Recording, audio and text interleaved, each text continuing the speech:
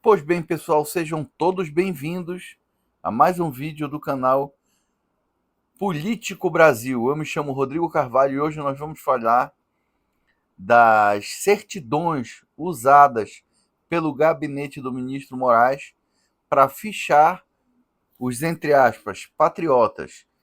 É um grande absurdo jurídico que eu quero trazer aqui para vocês. Essa notícia já tem um tempo, ela veio no contexto da Vaza Toga 2, pelo mensagens vazadas propositadamente pelo Eduardo Talhaferro, que era um funcionário do TSE, do Tribunal Superior Eleitoral, que recebia ordens diretas de Alexandre de Moraes. Então, entre outros absurdos jurídicos que todo mundo já sabe, esse me chamou a atenção. E eu quero trazer para vocês no detalhe como foi o porquê o ministro e a Suprema Corte brasileira e o Brasil, né, está sofrendo tantas sanções, porque a gente olha para uma coisa dessa que para nós brasileiros, que somos um povo que não somos, na maioria, não somos muito atentos à política, eu, você que está assistindo o meu canal, nós somos atentos à política, mas a maioria não. Mas só para contextualizar o que aconteceu aqui e trazer quem é Eduardo Talhaferro. Naquele dia 8 de janeiro, onde teve o quebra-quebra e tudo mais, aquele acontecimento lastimável que houve em Brasília, vocês sabem disso. O que aconteceu naquele dia? Várias pessoas foram presas, foram ônibus prender pessoas que estavam na frente de quartéis. E nem todo mundo que estava na frente dos quartéis eram pessoas, vamos dizer, culpadas, que participaram do quebra-quebra. Eu já fiz aqui algumas explanações sobre o tipo de crime utilizado pelo STF, que foi o crime multitudinário. É um crime que normalmente é utilizado amplamente por várias pessoas, independente do que cada uma fez. Mas resumindo, olha o que aconteceu. Essas pessoas foram presas, muitas delas sem acusação, todas sem nenhuma com acusação, e se buscou vasculhar a vida de cada pessoa depois que elas foram presas, simplesmente porque elas eram de oposição. E para isso foi utilizada essa certidão, que é um caso bizarro, pessoal. Mas para quem não conhece Eduardo Talhaferro, eu vou trazer para vocês um, um resumo para vocês ficarem por dentro. Quem é o Eduardo Talhaferro? Ex-assessor do TSE, que relatou o medo de Moraes. Com extensa carreira na iniciativa privada e na área de tecnologia, Eduardo Talhaferro ficou conhecido no último ano por seu envolvimento em um episódio controverso envolvendo o Tribunal Superior Eleitoral, TSE, e o Supremo Tribunal Federal, o STF. Talhaferro foi um dos personagens envolvidos no suposto uso da estatura da Corte Eleitoral pelo ministro. Uma edição aqui. Talhaferro foi um dos personagens envolvidos no suposto uso da estrutura da Corte Eleitoral pelo ministro Alexandre de Moraes na época em que ele era presidente do TSE. Lembrando, pessoal, nessa época o Xandão era presidente do TSE, para embaçar relatórios nos quais era relator. Ou seja, ele embasava os relatórios nos quais Moraes era relator. Eduardo Talhaferro é perito digital, atuou diretamente em um núcleo de inteligência da Corte e chefiou a Assessoria Especial de Enfrentamento à Desinformação, AEED, órgão dentro do TSE, criado em 2022, ainda durante a gestão do ministro Edson Fachin. Eu não preciso dizer para vocês que desinformação, esse tipo de órgão de desinformação, 100% existe apenas em regimes totalitários. O mais antigo ou o mais antigo da história recente, nós podemos citar que tinha na Alemanha nazista, que tinha na União Soviética na época do Stalin, antes e logo após a Segunda Guerra Mundial. Ou seja, é porque a verdade ela é muito subliminar. Quando se cria um órgão que vai decidir o que é verdade e o que é mentira, nós estamos já indo contra o princípio de tu poder escolher, tu teres uma opinião. Então, o que está sendo feito no Brasil não é o que é verdade, o que é mentira. Você dizer que o preto é branco, tudo bem, isso aí é uma mentira. Ou que o branco é preto, pode ser uma mentira. Agora, estão se taxando opiniões, você está sendo julgado por ter uma opinião diferente do que os, os iluminados ministros têm. Isso é um tremendo absurdo. Então, esse é o Eduardo Talhaferro, que hoje em dia está em Roma, exilado, e decidiu. Ele é de direita, tá, pessoal? Muita gente diz: ah, Rodrigo, mas TSE não, tem funcionário público de todo tipo. E em agosto de 2022, Moraes nomeou Talhaferro para o comando da AED, cargo de assessor-chefe. Ficou então o cargo do perito digital, o monitoramento ficou a cargo do perito digital, o monitoramento das redes sociais e a checagem de publicações que pudessem ser consideradas irregulares.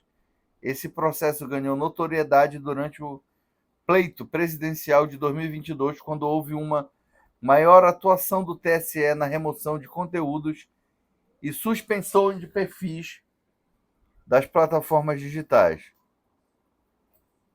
Tá? Esse é o Eduardo Talhaferro, que já fez a Vaza Toga 1, aquela que dizia um dos umas notórias ordens do TSE era que mandava uma ordem para a rede social remover um perfil e pedia que a rede social ordenava que a rede social não dissesse que foi ordem judicial, que ela tornasse público que aquele perfil foi removido por, por violação da plataforma, o que por si só já é um absurdo. Mas olha lá, certidão usada por gabinete de Moraes para fichar patriotas.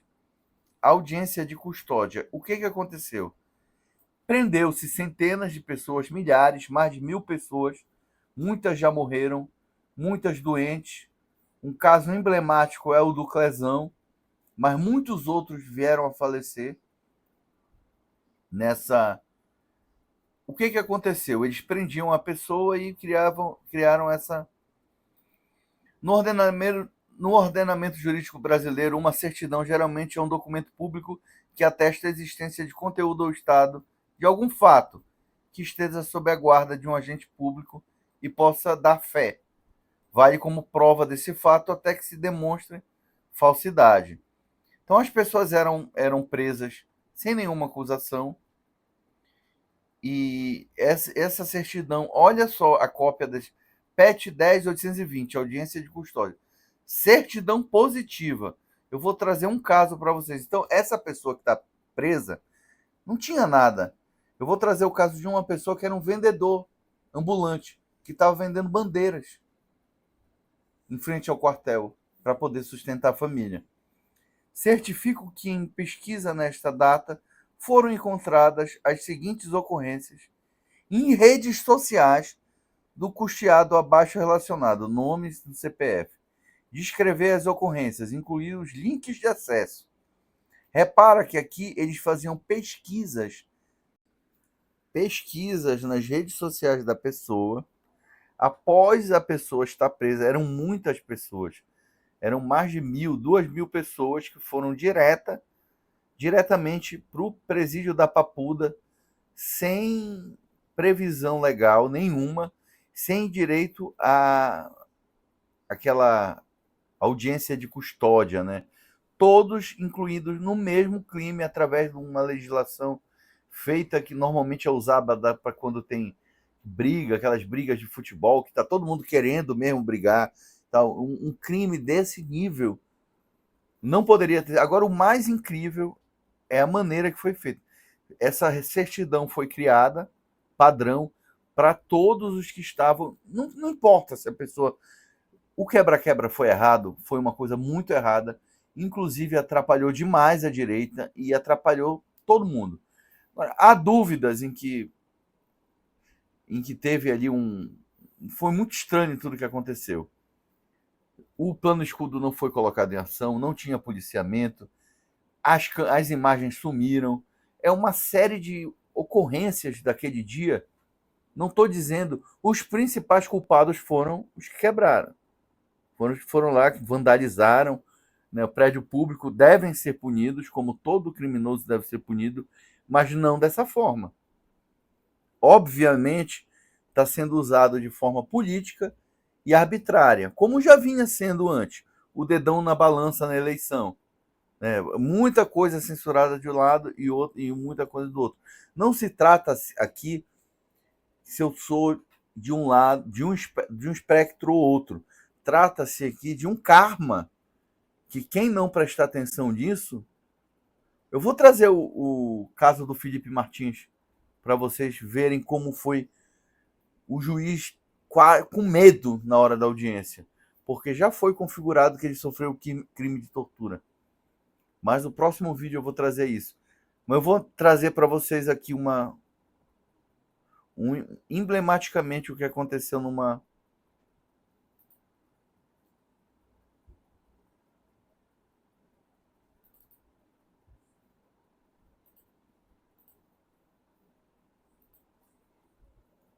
Olha, eu mudei aqui agora para mostrar para vocês aqui. Olha, esse perfil aqui do Paulo de Tarso traz para a gente aqui uma das audiência de custódia, uma das certidões positivas, ou seja, certidão positiva desse senhor aqui que foi preso, só para vocês terem uma ideia. ETE, né? 108.20, audiência de custódia.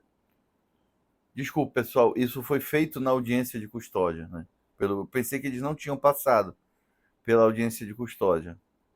Certifico que, em pesquisa nessa data, foram encontradas as seguintes ocorrências em redes sociais acerca do custeado abaixo relacionado.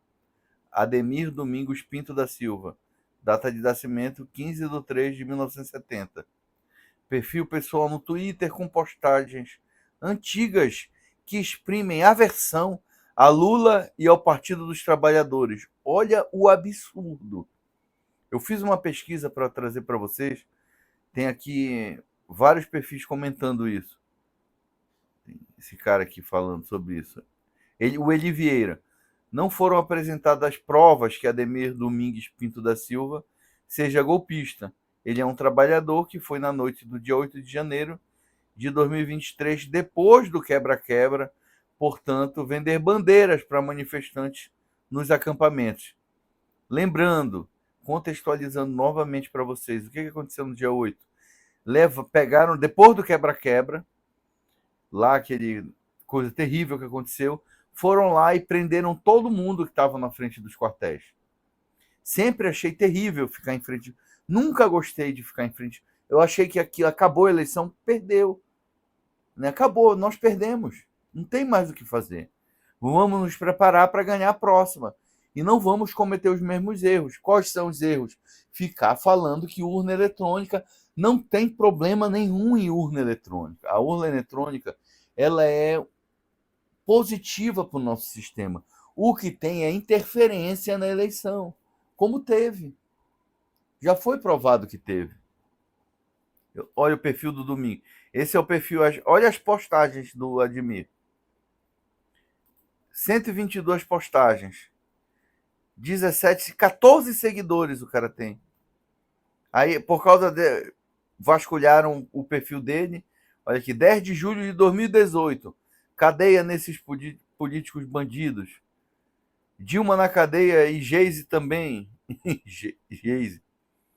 O Lula é preso como um preso tem celular e grava vídeos Isso pela lei é proibido, vamos tirar as regalias desse marginal e tal. Então, nota-se que ele era um opositor político, o que é normal em qualquer democracia. Falar, e daí o que se fala nas redes sociais é uma opinião da pessoa, não pode ser criminalizado. Então, várias pessoas foram presas sem crime nenhum, sem saber se participaram do quebra-quebra. Esse cara aqui provavelmente já foi provado que não participou. Ele está vendendo bandeira. Como é que ele ia entrar lá e quebrar as coisas? E tiveram também pessoas que entraram, que estavam ali no meio e que não quebraram nada. Há relatos de pessoas que inclusive ajudaram.